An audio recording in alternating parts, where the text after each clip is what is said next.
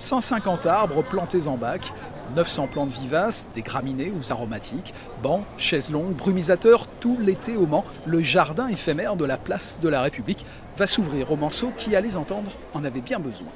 Il n'y a rien de tel pour se rafraîchir que d'être à l'ombre d'un arbre. En plus, ça permet aux enfants de voir la nature. C'est, je trouve, une très bonne idée. Ça va, je suis sûr, permettre au public de se retrouver.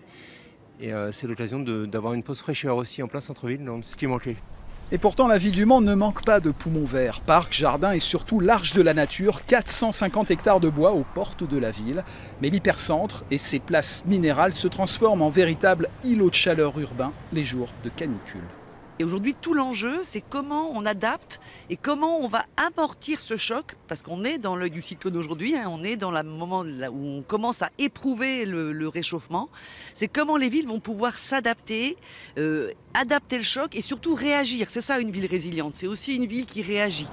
Et pour Stéphane Le Foll, maire du Mans, ce jardin éphémère conçu entièrement par les services de la ville est une expérience modèle qui s'intègre dans une nouvelle manière de penser l'urbanisme.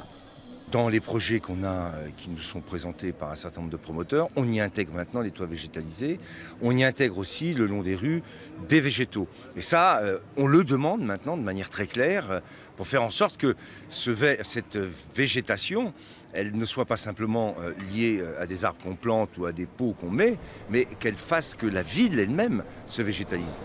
Coût de l'opération 150 000 €. À l'automne, tous les arbres du jardin éphémère seront ensuite replantés autour et dans plusieurs quartiers de la ville.